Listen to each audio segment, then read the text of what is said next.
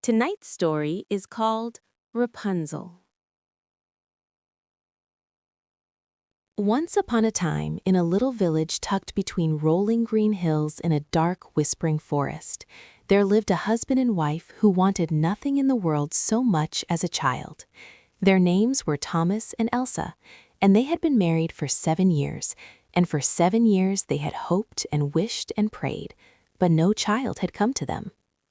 Their cottage was small but cheerful, with a thatched roof and a garden full of herbs and flowers. And Thomas worked as a carpenter, building chairs and tables and window frames for the people of the village. Elsa was a seamstress who could sew the most delicate stitches you ever saw, tiny flowers and birds and leaves on linen so fine it looked like spider silk. They were good people, kind to their neighbors, gentle with animals, honest in their dealings. And yet this one great happiness was denied to them, and it cast a shadow over their days that no amount of sunshine could quite chase away. Now, next to their little cottage, separated by a high stone wall covered in ivy and moss, there was a magnificent garden. It was the most beautiful garden in the whole countryside, bursting with flowers of every color, with fruit trees heavy with apples and pears and plums, and with rows upon rows of vegetables and herbs so lush and green that they seemed to glow with an inner light. But no one ever dared to enter that garden, because it belonged to Dame Gothel, a woman of great and terrible power. Some called her a witch, others called her an enchantress, and still others simply called her nothing at all, because they were too frightened to speak her name. She lived in a tall stone house beyond the garden, and she was rarely seen in the village. But when she appeared, people stepped aside and lowered their eyes and hurried on their way. One spring morning, Elsa was standing at the upstairs window, looking down into Dame Gothel's garden, when she noticed a bed of Rapunzel growing near the wall. Rapunzel is a plant with tender green leaves that can be eaten in salads.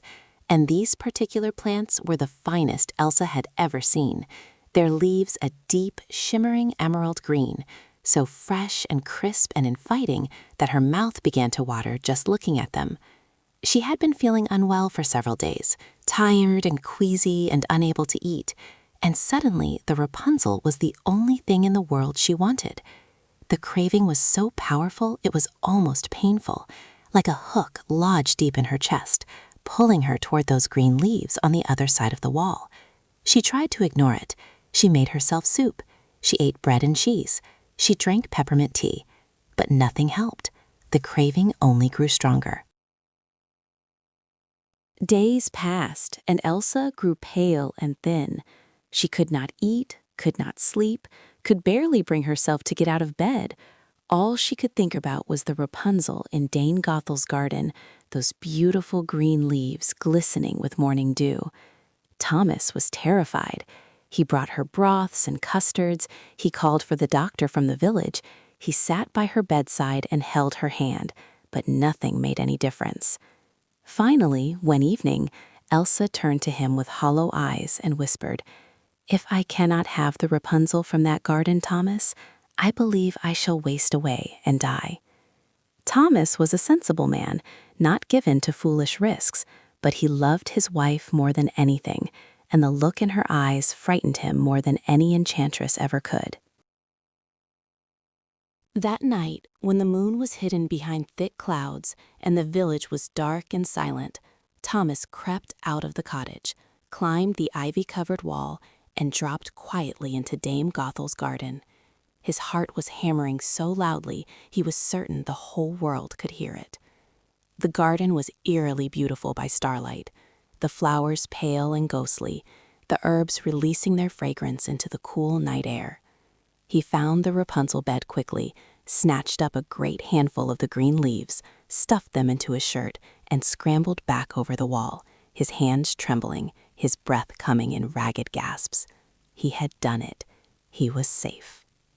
Elsa ate the Rapunzel in a salad, and the color returned to her cheeks immediately, as if she had drunk some magical tonic. She ate every leaf and licked the bowl clean, and then looked at Thomas with grateful, shining eyes. But the Rapunzel only made the craving worse. The next day, Elsa wanted more, and the day after that, even more. And within a week, Thomas had climbed the wall 3 times, each time bringing back more of the enchantress's precious Rapunzel. On the 4th night, just as Thomas had filled both his arms with the green leaves, a voice spoke from the darkness behind him, cold and clear as ice cracking on a winter pond. "So, you are the thief who has been stealing my Rapunzel." Thomas spun around, and there was Dame Gothel, standing among her roses, her silver hair gleaming in the moonlight, her dark eyes boring into him like twin needles. Thomas fell to his knees, the Rapunzel tumbling from his arms and scattering across the earth. He begged for mercy. He explained about his wife, about her illness, about the terrible craving that was consuming her. Dame Gothel listened in silence, her expression unreadable, her thin lips pressed together in a line as straight and sharp as a blade. When Thomas had finished his stammering explanation, she was quiet for a long moment. Then she spoke. "Very well," she said, and her voice was like the sound of a key turning in an old lock. "You may take as much Rapunzel as you wish. Your wife may eat her fill, but there is a price." Thomas, still kneeling in the dirt, looked up at her with wide, frightened eyes. "When the child is born," Dame Gothel continued, "and please do not look so surprised, Thomas. Yes, your wife is with child. That is the reason for her cravings. You will give the baby to me. I will raise it as my own. It will want for nothing. It will be well cared for and well fed, and protected from all harm. That is my price, and it is not negotiable." Thomas wanted to refuse. Every fiber of his being screamed at him to refuse, to throw the Rapunzel in the enchantress's face and run. But the thought of Elsa, pale and wasting in her bed, the thought of the child they had wanted for so long, dying before it was even born because its mother could not eat, was more than he could bear. With tears streaming down his face and shame burning in his chest like a coal, Thomas agreed.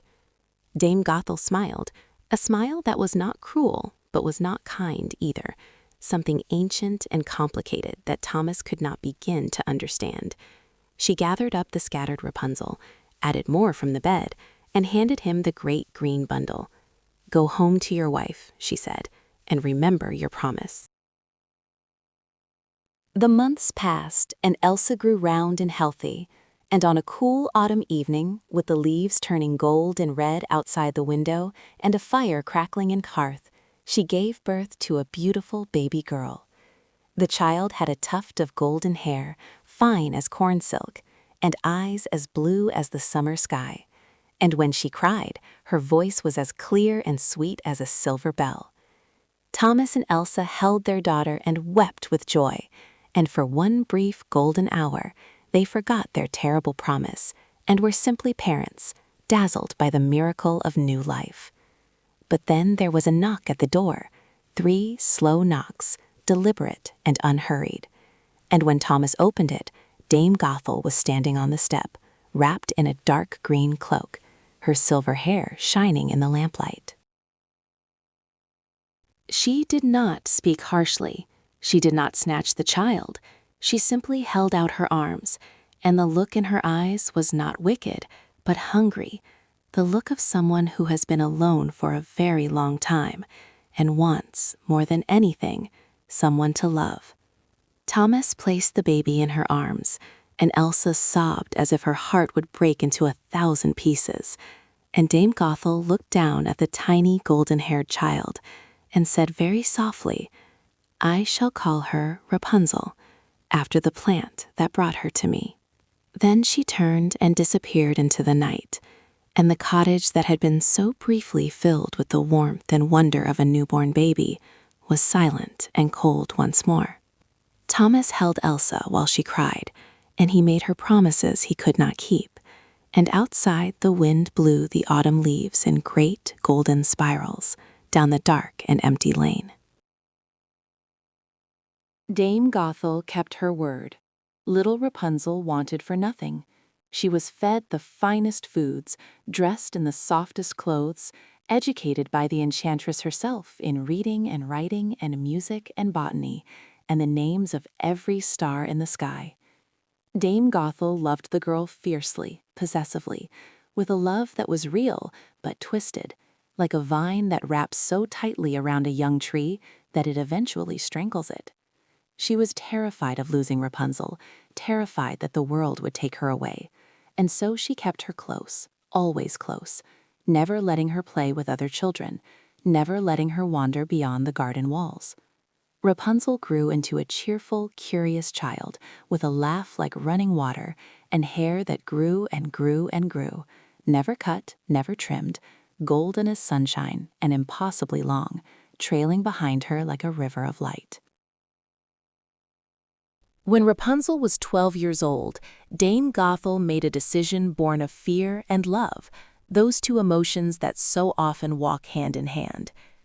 Deep in the forest, in a clearing surrounded by ancient oaks and silver birch trees, there stood a tall stone tower with no door and no staircase, only a single window at the very top. It had been built long ago by someone whose name was forgotten, and it rose straight up from the forest floor like a great stone finger pointing at the sky. Dame Gothel took Rapunzel to this tower and installed her in the room at the top, a round, comfortable room with a bed and a bookshelf and a fireplace and a little table by the window. The walls were hung with tapestries to keep out the cold, and there was a rug on the stone floor and candles on every surface, and Dame Gothel had tried, in her way, to make it homelike. Rapunzel did not understand at first. She thought it was a game, an adventure, a special holiday in the forest. But when she realized that there was no way down, no door, no stairs, only the sheer stone walls dropping 50 feet to the ground, she cried and beat her fists against the window ledge and begged Dame Gothel to take her home. Dame Gothel held her and stroked her golden hair and whispered that it was for her own protection, that the world outside was dangerous and cruel and full of people who would hurt her, and that she was safe here, safe and loved and cared for, and that was all that mattered. Rapunzel was a child, and children trust the people who love them, even when that love comes wrapped in chains as fine as silk and invisible as air. She dried her eyes and tried to make the best of it, because what else could she do? The years passed, and Rapunzel grew from a girl into a young woman, and her hair grew with her, long and longer still, until it was 20 feet of shimmering gold that she coiled and braided and wound around hooks on the wall to keep it from tangling beneath her feet. Every day she read her books and tended the little pots of herbs that Dame Gothel brought her, and she sang. Oh, how she sang. Rapunzel had a voice of extraordinary beauty, clear and pure and achingly sweet, a voice that could make the birds stop in the trees and listen, a voice that carried on the wind and drifted through the forest like something alive.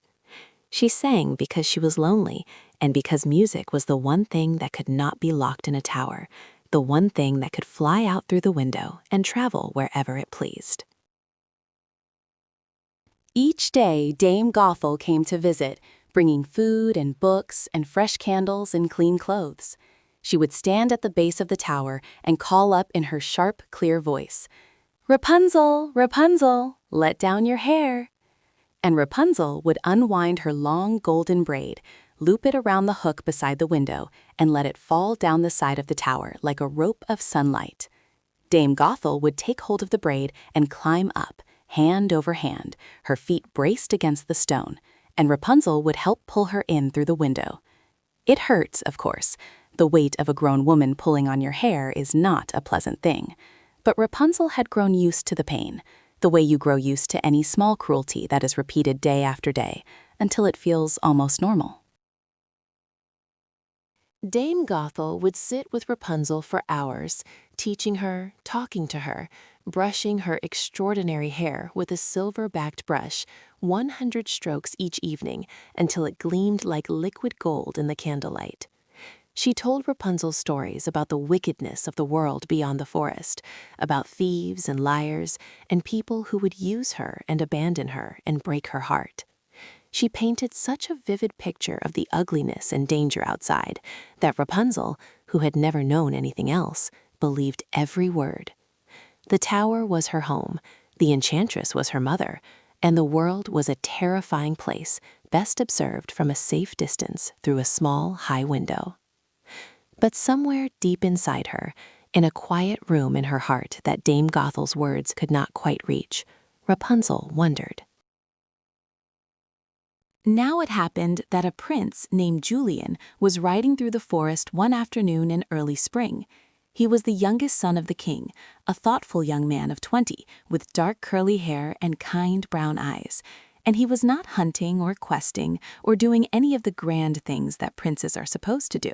He was simply riding because he loved the forest, loved the way the light fell through the canopy in long golden columns, loved the smell of earth and moss and wild garlic, loved the silence that was not really silence at all, but 1,000 tiny sounds woven together into something like music.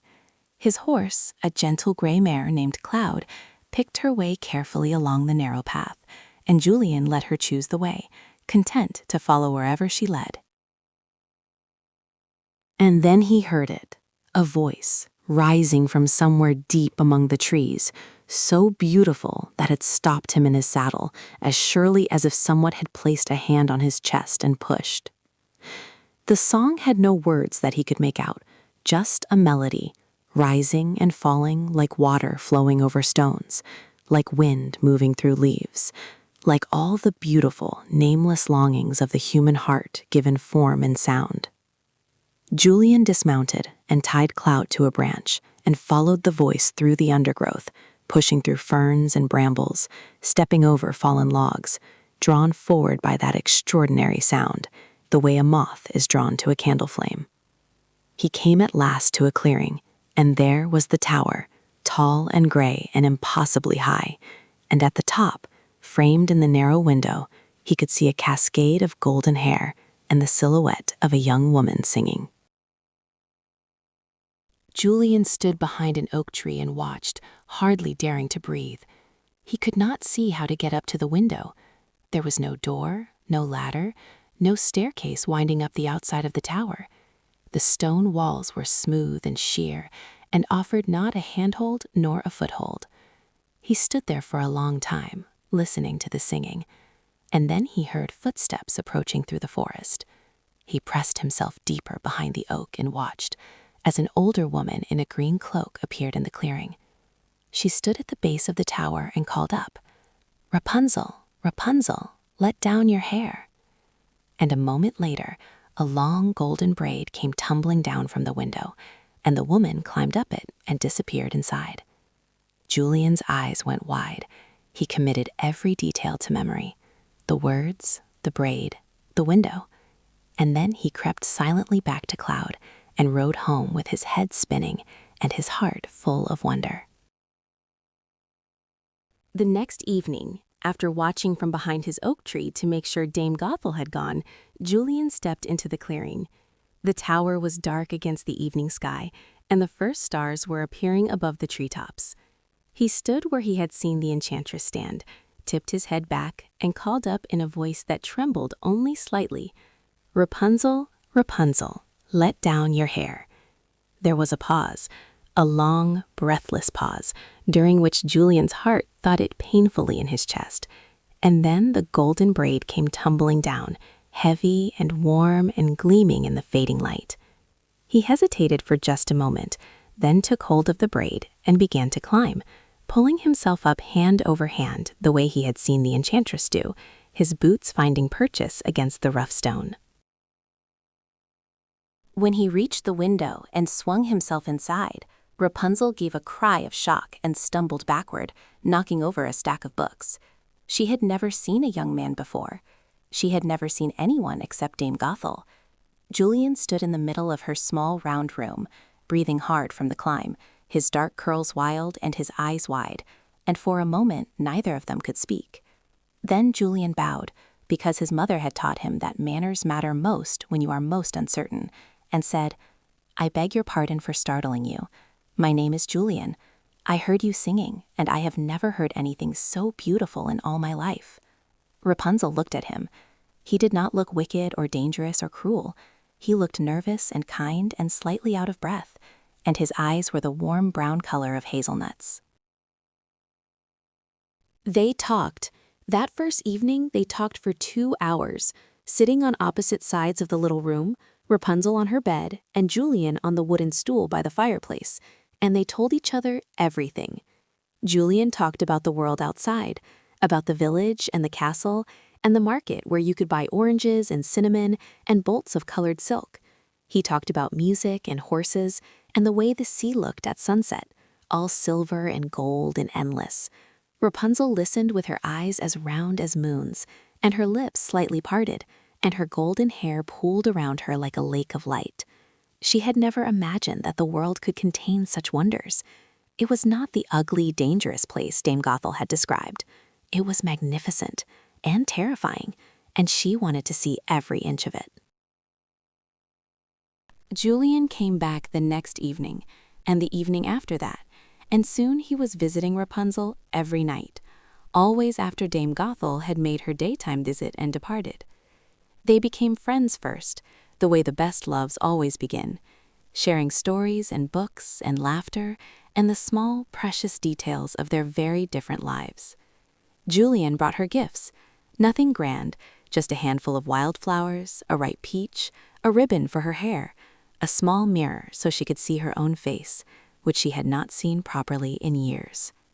Rapunzel gave him songs, each one more beautiful than the last, songs she composed just for him about the things he described, the sea, the market, the sunrise over the castle walls. Slowly, carefully, the way a flower opens in sunlight, they fell in love. One day, Rapunzel made a mistake. It was summer, and Dame Gothel was pulling herself up the golden braid, puffing and grunting with the effort. And Rapunzel, without thinking, said, "Why is it, Mother Gothel, that you are so much heavier to pull up than Julian? He climbs so lightly, like a squirrel on a branch." The words were barely out of her mouth before she realized what she had done. The color drained from her face. Dame Gothel heaved herself through the window and stood there, and her expression was something that Rapunzel had never seen before. A fury so cold and deep, it was like looking into the heart of a glacier. "What have you done?" Dame Gothel whispered, and her voice was barely audible, a thin hiss like steam escaping from a crack in the earth. "I trusted you. I loved you. I kept you safe from the world, and you have betrayed me." What happened next was swift and terrible. Dame Gothel seized the great golden braid and with a pair of iron scissors that seemed to appear from nowhere, cut it off close to Rapunzel's head. The braid fell to the floor in a heavy, shimmering coil, and Rapunzel cried out, not from physical pain, though there was that too, but from the shock of it, the brutality of it, the finality. Dame Gothel did not speak. She did not explain or lecture or rage. She simply took Rapunzel by the arm, and by some enchantment that Rapunzel did not understand, they descended from the tower and walked deep, deep into the forest, further than Rapunzel had ever been, to a desolate stretch of wilderness where the trees were thin and twisted and the ground was rocky and barren.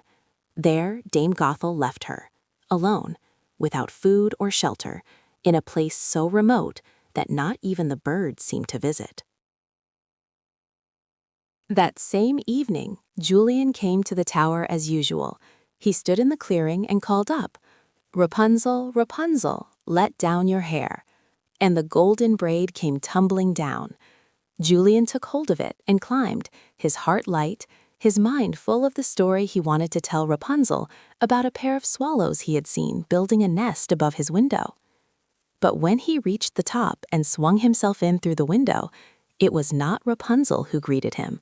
It was Dame Gothel, standing in the shadows with the severed braid wound around the window hook, her eyes gleaming with a cold and terrible satisfaction. "So," she said, very quietly, "the little bird has flown, and the cat has come to an empty nest." Julian stared at her, and his blood turned to ice in his veins. "You will never see her again," she said. "She is gone. I have sent her to a place where you will never find her, where no one will ever find her. And she will live out her days alone, as she should have done from the beginning, protected from the likes of you." Julian felt something break inside him, a clean, sharp crack like a branch snapping under the weight of snow. He stumbled backward, and his foot found nothing but air. He fell from the window of the tower, 50 feet down, and the thorn bushes at the base of the tower broke his fall, but took his sight. The thorns pierced his eyes, and the world went dark, and Julian lay among the brambles, blind and broken and weeping, while above him Dame Gothel watched without expression. Julian survived because young men are resilient, and because despair, paradoxically, can sometimes be a reason to keep living, if only to spite it. He crawled out of the thorn bushes and into the forest, bleeding and blind, and for days he stumbled through the trees, drinking from streams, eating berries and roots that he found by touch and smell, sleeping in hollows and under hedges. He had no idea where he was going. He could not see the sun or the stars or the path. He walked because walking was better than lying still, and because somewhere, in some distant, unreachable corner of the world, Rapunzel was alive, and as long as she was alive, there was something worth walking toward. The forest animals seemed to sense his distress. Deer moved aside for him. Birds called out warnings when he approached a cliff or ravine. A fox led him to water more than once. Months passed. Julian became thin and weathered and wild, his fine clothes reduced to rags, his boots worn through, his dark curls matted and tangled. He walked through forests and across meadows and along the banks of rivers he could hear but not see. He asked everyone he met if they had seen a girl with golden hair and a voice like an angel, but no one had, and slowly the hope drained out of him like water leaking from a cracked cup. He began to wonder if Dame Gothel had been right, if the world really was as cruel and empty as she had always told Rapunzel it was. But he kept walking, because there was nothing else to do, and because somewhere deep inside him, deeper than despair, deeper than reason, there was a small, stubborn flame of love that simply refused to go out. Rapunzel, too, was surviving. The wilderness where Dame Gothel had left her was harsh and lonely, a land of rocky canyons and sparse wind-bent trees, and streams that ran clear and cold over beds of smooth gray stone. At first she had been terrified, alone for the first time in her life, with no walls to protect her, no roof over her head, no enchantress to bring her food and candles. But Rapunzel was stronger than she knew, stronger than Dame Gothel had ever guessed, and the book she had read in her tower had taught her more about the world than the enchantress had intended. She found a shallow cave in the canyon wall and made it her home. She learned to find edible plants and to catch fish in the stream with a woven basket. Her hair grew back slowly, a shorter, wilder gold. Even in her exile, even in her loneliness and grief, Rapunzel sang, because singing was as natural to her as breathing, and because her songs were the thread that connected her to Julian, wherever he was, alive or dead, lost or found. She sang in the morning when the sun rose over the canyon rim in a blaze of orange and pink. She sang in the evening when the stars came out, thick and brilliant, in the clear, dark sky above the wilderness. She sang to the rabbits and the hawks and the wildflowers that grew between the rocks. And she sang to herself, songs of hope and courage and a love that was not gone, but only waiting, patient as a seed beneath the snow. Nearly 2 years had passed when Julian, gaunt and blind and barely alive, stumbled into the rocky canyon where Rapunzel had built her solitary life. He heard water and followed the sound, and then he heard something else, something that froze him where he stood and sent tears streaming from his sightless eyes. A voice, her voice, singing. The same song she had been singing on the day he first heard her, the melody that had pulled him through the forest like a golden thread. Julian opened his mouth, but no sound came out at first. He tried again, and this time he managed to whisper her name. Rapunzel. She turned. She saw a ragged, thin, blind man standing at the edge of her stream, his face turned toward her, his ruined eyes weeping, his hands trembling at his sides. And she knew him. She knew him instantly, the way you know your own heartbeat. Rapunzel ran to him and threw her arms around him, and she wept. She wept with joy and grief and relief, all the emotions she had been holding inside for nearly 2 years pouring out of her at once. And her tears fell on Julian's face and ran into his damaged eyes. And something miraculous happened. Where her tears touched his eyes, the darkness began to dissolve, like frost melting on a window pane.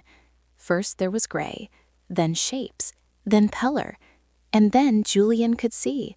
He could see the blue sky above the canyon, and the silver stream, and the wildflowers growing between the rocks, and Rapunzel's face, thinner than he remembered, and browned by the sun, and more beautiful than anything he had ever seen or ever would see again. He touched her cheek in wonder, as if she might be a dream that would vanish at the slightest pressure, and she caught his hand and pressed it to her lips. They stayed in the canyon for a week, resting and recovering, telling each other everything that had happened during their long separation. Rapunzel fed Julian from her garden and her stream, wild greens and baked fish and berries sweet as honey. His strength returned with astonishing speed, as if his body had been waiting for permission to heal, and all it needed was the sound of her voice and the warmth of her hand in his. They built a fire each evening and sat beside it, watching the sparks rise into the dark sky like tiny stars returning home. And they made plans. They would not go back to the tower. They would not seek revenge on Dame Gothel. They would go forward, together, into a future that they would build with their own hands, stone by patient stone. They traveled together through the wilderness and back into the kingdom, and when they arrived at the castle, Julian's family, who had long given him up for dead, embraced him with tears and cries of wonder. His father, the king, looked at Rapunzel, this sunburned, wild-haired girl with the extraordinary voice, and he saw immediately what his son saw. Not a peasant, not a captive, not a prize to be won, but a person of remarkable courage and grace, who had survived things that would have destroyed a lesser spirit. A wedding was held in the castle chapel, a simple, beautiful ceremony with wildflowers on the altar and candles in every window, and Rapunzel wore a dress of cream-colored silk that Elsa, her birth mother, had sewn with trembling, joyful hands. Because Thomas and Elsa had been found and brought to the castle, and for the first time in 18 years, they held their daughter and called her by her name. As for Dame Gothel, she was never seen again.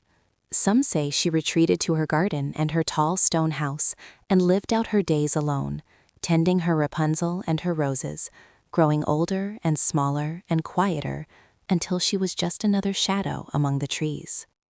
Others say she left the kingdom entirely, traveling to distant lands where no one knew her name or her deeds, starting over the way people sometimes do when the weight of their choices becomes too heavy to carry. Rapunzel thought about her sometimes, the enchantress who had raised her, who had loved her in the only way she knew how, a love made crooked by fear, a love that tried to protect by imprisoning.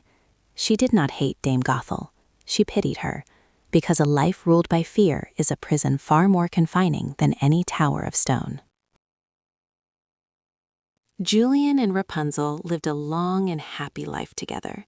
They filled the castle with music and laughter and Rapunzel planted a garden in the courtyard, a magnificent garden bursting with flowers of every color, with fruit trees and herbs, and yes, rows and rows of Rapunzel, those tender green leaves that had started this whole story so many years ago. She never locked a door. She never closed a window. The castle was open to all, and anyone who came hungry was fed, and anyone who came lonely was welcomed, and anyone who came afraid was comforted, because Rapunzel knew, better than anyone, what it meant to be shut away from the world, and she was determined that no one who entered her life would ever feel that particular kind of loneliness again.